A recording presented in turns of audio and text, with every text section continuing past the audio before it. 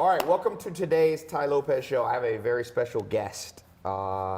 He is the independent vice chairman of Deloitte. He is bestseller.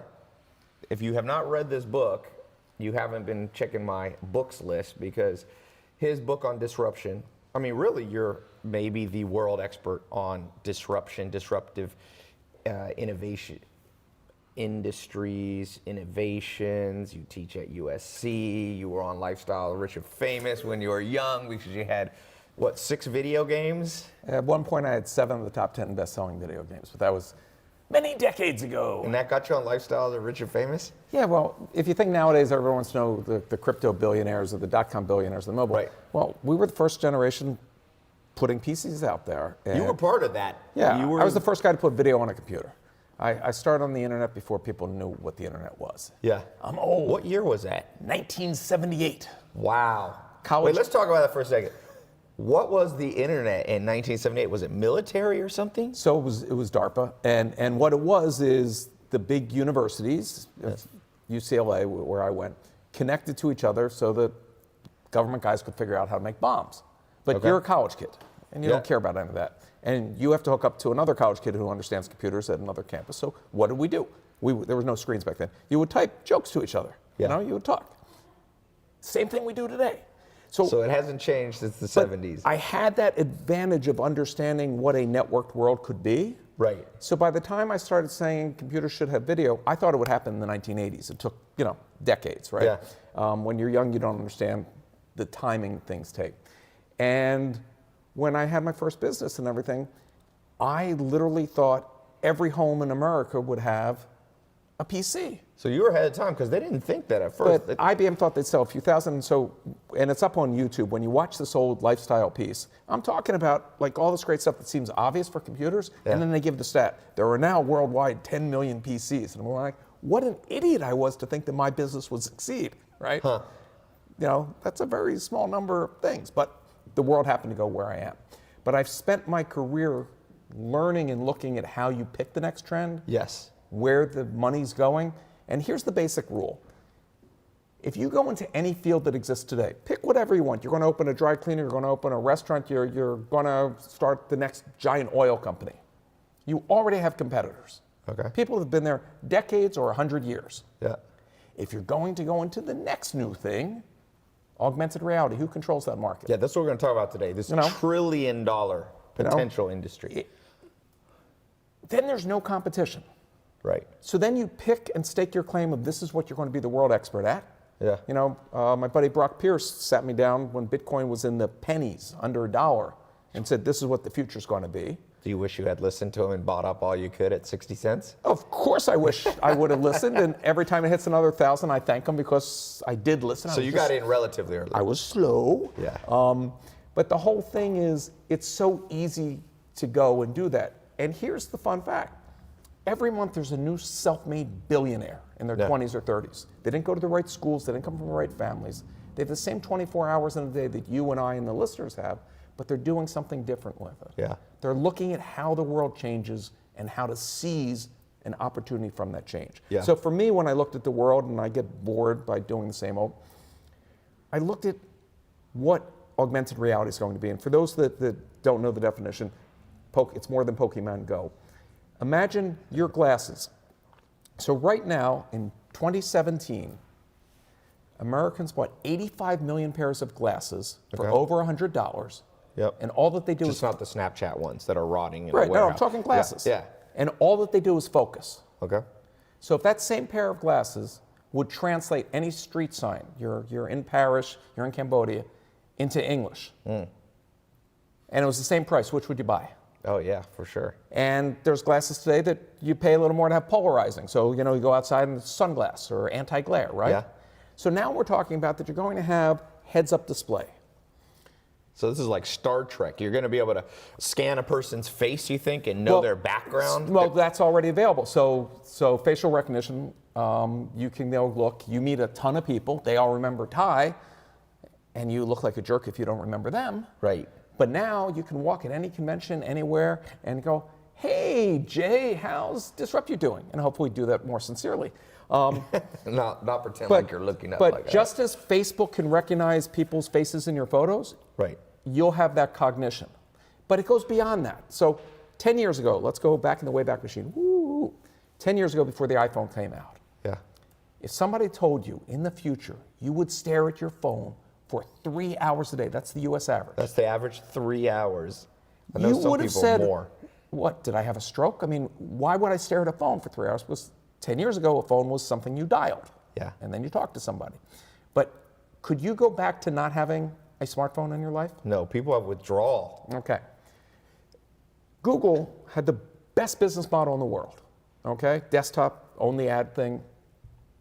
Had Google not gone into mobile, where would they be today? Yeah, they would have been left behind like Microsoft with the So, internet. so they didn't invent Android. Back to my thing about self-made thing. When they realized, uh-oh, train left the station, we got to play catch up, they would have bought Android, in my opinion, for any price. Yeah, Whatever price they paid turned out to be cheap. And it was billions, right? yeah, Because now they and Facebook together do 84% of all advertising outside of China, yeah. right? That's huge. Yeah, they have a dominant monopoly almost. Now if I tell you that you're going to have a pair of glasses and all your ads, all your interactions are going to happen through here, how many of the big boys can afford not to be there? Right. And why they're fighting, and I always visualize, my son makes fun of me, I always use the term 800-pound gorilla because I love King Kong. You know, when the giant companies are all fighting over that turf, and if you think of the giant dinosaurs fighting for turf, they didn't notice the little mammals that came along right here or there. You're a mammal. You can go in there and find an area that nobody's focused on. Yeah. A friend of mine's company sold this morning Shazam to Apple for $400 million, okay? So, okay, Shazam, the music recognition thing. app. Yeah. Let me take you back of how long he's had the vision zone. 17 years ago, in the year 2000, I'm in London, and he wants to show me this new technology. He says, got to meet me at a pub. So I go over to the pub. Noises can be tons of people. There's slight background radio playing or whatever. Takes out his phone, and it says the name of the song. Huh. I wasn't impressed. I thought it was a carny trick. So I said, I got to show you something even better. He goes, what? Come with me.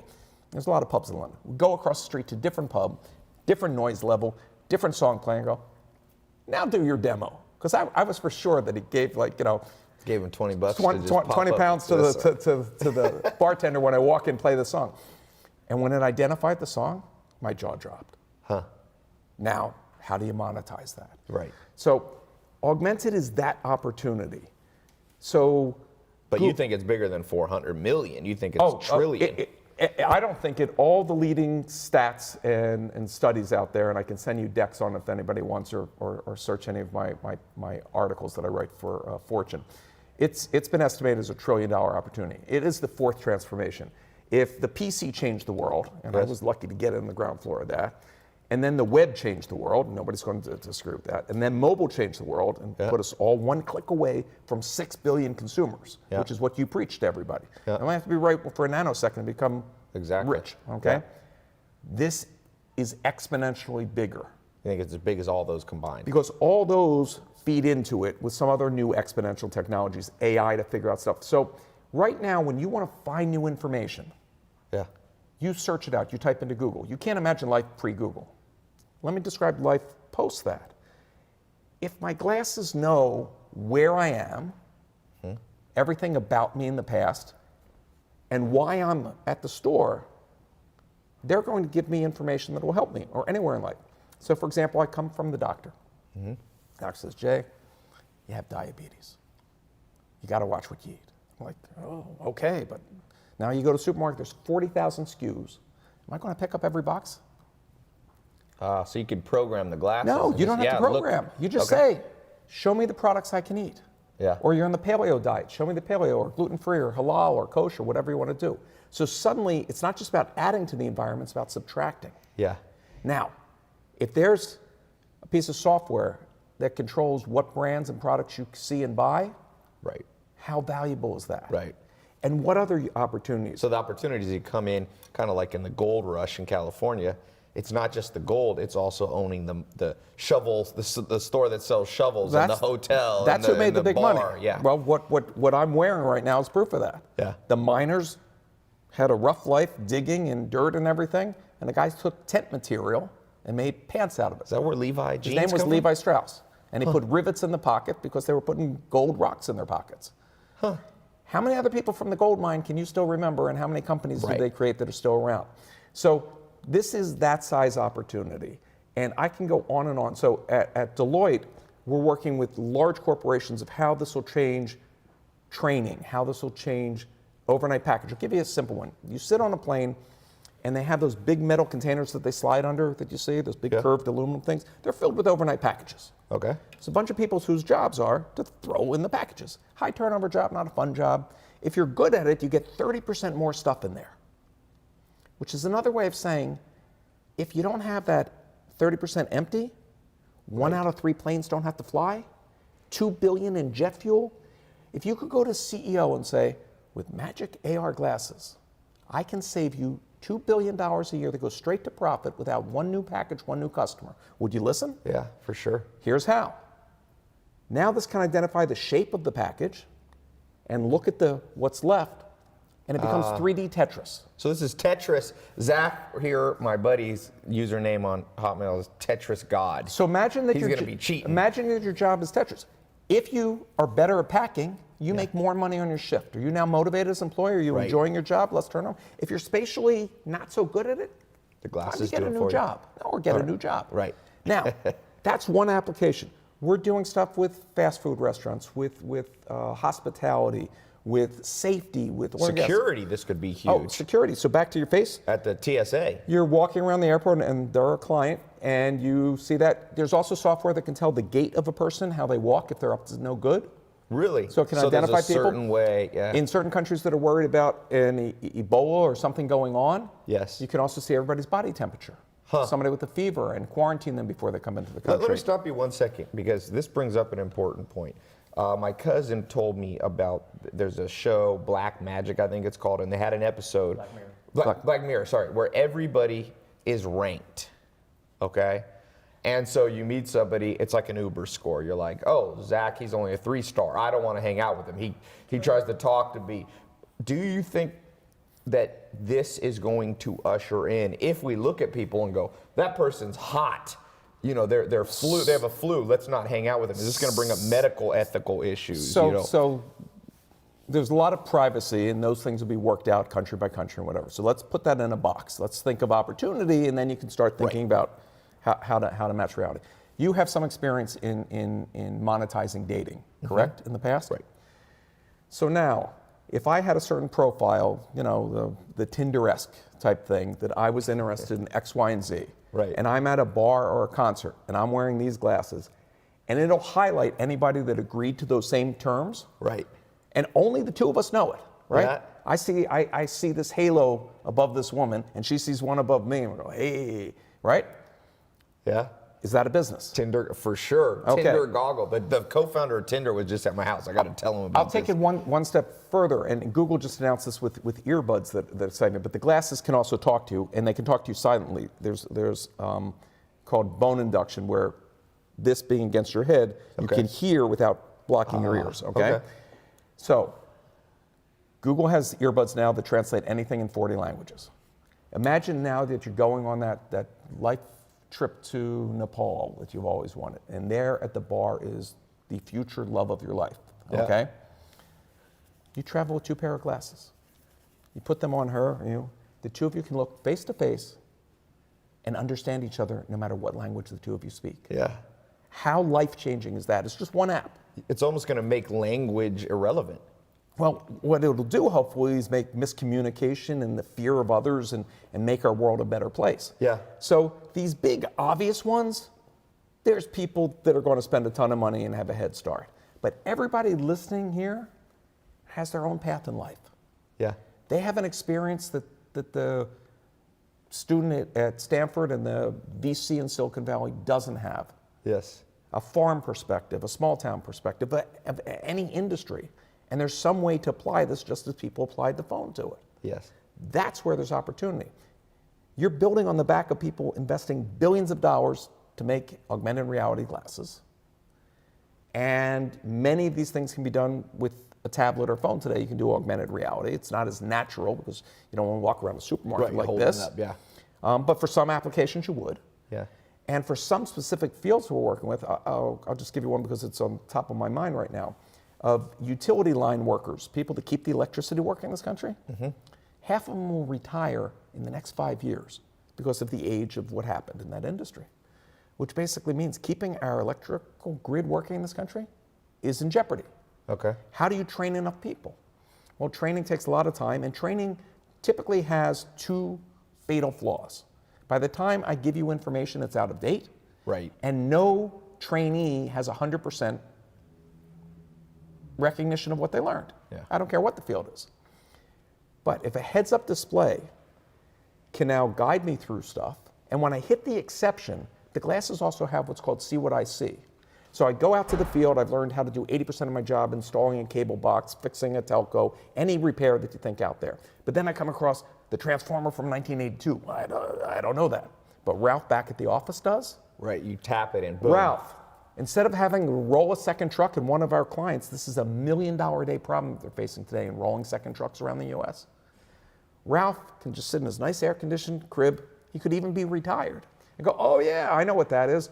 He sees what you're doing, tells you what to do, guides you through it, and the AI system or the machine learning system records that and updates the training so the next person sees that problem, the knowledge is there. Your knowledge stays here. So we just have to learn how to use our heads-up display. The knowledge doesn't leave when an employee leaves. Yeah. The world fundamentally changes. Fire. We just had these huge fires in San Diego. First responders to have the ability, like you said, to patch an expert in. Like, how do you think this fire is moving? I'm on the ground, this is what I see. Or let somebody instantly see an electrical line. I can't tell you how many first responders die from that. Yes. And the system being able to recognize that and know which lines to shut off. I learned this and this terrified me, so I'll leave out the details of company stuff, but gas lines, you know, natural gas that goes into high-rise buildings like in New York and whatever. Yes. Those lines are plastic PVC, and they're welded together by a little bead of heating up the plastic thing. Okay. And the safety concern is they want to make sure if there's the slightest hole, gas comes out, and every once in a while you see one of these 4 or 5 story buildings just blows up and people die. Yes. So the technology today that's being used is they're so worried about this that 3 people have to look at that and say, yeah, it looks good. Huh. With their eyes. Yes. It's a black pipe with melted black pipe on it. Your glasses could look at it and know for sure and see through it. Yes. First responders with Augmented can be tied into the building plan of the building. And if there's smoke, they'll see a grid, just like you're playing a video game, of where the hallways are and where to go and how to get to whatever you need to do. If you're working in a street, where to dig up, you can look at the street like Superman and see where there's cables running and where there's other things that you shouldn't dig into because you can tie and feed into the plans. Yeah. So there are so many problems that suddenly get solved because some thousands of people invented a new interface for life. Yes. And as I said, it's not just about adding to the environment, it's also about subtracting. My other example. Helping you make decisions by removing a world that has too many options, the paradox of choice. My fun example is, and Google Lens now does this, they're now identifying objects by seeing them, and they can understand by context why you want to know. So you and I are hiking through the rainforest of Costa Rica, beautiful. A viper comes down and bites me on the hand. I do not want my glasses to tell me the Latin name of the viper. There's pretty much one thing I want to know. How to get some antivenom. Is it poisonous? Right. Okay. So it says, no, it's not poisonous. My stress level just went down tremendously. Yeah. Or it says, You have 5 minutes to live. Who would you like to call? What's your will? Who would you like to call? Update your will. But these are serious issues. So the big change of this 4th transformation is we will always have access to all of mankind's knowledge up until that moment. Yes. To bring to bear and help us make the best decision in that moment. And as we get into self-driving cars, it's the same thing. We're not staring out the windshield anymore. What are we doing? You've been in your car for 4 hours. The system knows where you've eaten, what type of food you like. We'll say that it's hamburgers for the sake of argument. 1,600 feet ahead is a hamburger place. Yes. They know from the CRM and say, hey, Tai, would you like free fries? Say yes. And the car suddenly will drive through their drive-through. So that's what couponing, CRM, retailing. I mean, it's so basically the reason this is a $1 trillion industry is because it's going to disrupt every single industry. And what I talked And every about single is I application. teach people in the book how to figure out how to disrupt industries and profit from it. Yes. And retain that value. So, And by the way, if you're listening, the link tailopez.com/disrupt. That will forward you to Jay's stuff, his book, tailopez.com/disrupt. I highly recommend you. This is one of the first books that I actually recommended. You've got the forward by Reid Hoffman, who's the founder of LinkedIn.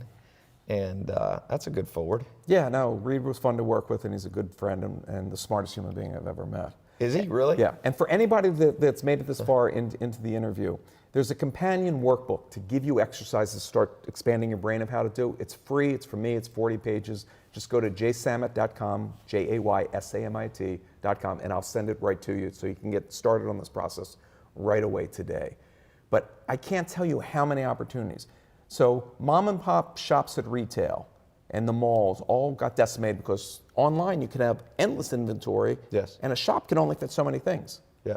Now the shop can have virtual inventory. Right, things that Whole can't shelves fit. that go on forever. Will people use this phone in the same way, just going around and saying, like right now, I point it and say, type in blah, blah, blah, Google. Is it the same thing going to happen? So Or will people only exclusively be using glasses? So the phone will be in your pocket and will be powering the glasses. You don't need all the weight of the battery and the processing and everything, just as you have wireless Bluetooth today Okay. for an earpiece. So you're not going away with the phone, but the interface of life, and this is for the designers. Here's, there's that which I know and that which I'm fascinated for people to think differently than me. For all of mankind's existence, going back to the caves, everything that we've ever learned from has been within a frame. The Mona Lisa's in a frame, a newspaper's a frame, a magazine, your desktop, your phone. You can understand how to interact with that frame. What is the UI and UX for ubiquitous knowledge in our Right. forefront? Do I grab? Do I pinch? Do I wink? Do I, that's being worked out differently by Blink maybe? different A apps. special slow blink There is or blink that something? you can do. One of the programs that we did for a client uses stare. If you stare at something for longer than a certain period of time, Okay. it knows that you're saying yes to it. Yes. I can also see in the dating situation where that can get you in trouble. Yeah, you just sit and walk up to women and stare at them. So that part of this world will be figured out very quickly. I've also met some new technologies that are amazing where when you grab a virtual object with nothing on your hand, no haptics, you can feel it. Huh? So that you can move things. How as would if you be they're- able to feel it with nothing? Witchcraft is the short answer. They have a tablet that goes on your desk underneath that knows the distance that things are and can send an electric Okay. response shock basically to you at low levels that simulate the feeling of objects. Wow. So No comment on where that might go. most of your major tech companies are spending massively in So this does space. Google, Alphabet have a huge R&D for this, and Apple, or do you think they're going to be slow to it? They're all in it. They're all wonderful clients. And they're all putting the big building blocks in place. All right? Yeah, what is the time, as we wrap up, what is the time frame where you really see, like this is already, like you said, you can hold your tablet up. Amazon has recognition of you pointed at a book and it tells you, how much it costs. So Where does this thing get big? So the first augmented game, Pokemon Go, Yes. made over $1 billion profit. Oh, it's huge. And over 500 million people have played it. Yes. It was massive. So the train left the station. Okay? But in terms of the glasses, where do we Okay. see that? So they exist at a high price point today, and I'm going to answer your question, but I'm going to give you a longer answer.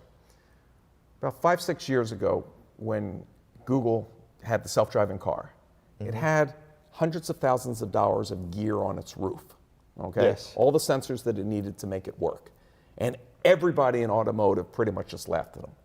Why would you ever spend time on a vehicle where you need $200,000, $300,000, $400,000, $500,000 of stuff on the roof? Today, all of those sensors and all that processing is about $56, Yeah. okay? 5 years. Yeah.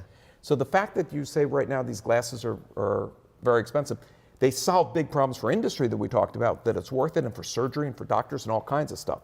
But the price point, if you look at Moore's Law, comes down half every year. Yes. That's why I talked about the 85 million pair that sold for over 100. We're talking between $100 and $200 a pair within the next 24 months. Okay. If it's going to take you a year to figure out and build your business, okay? Yeah.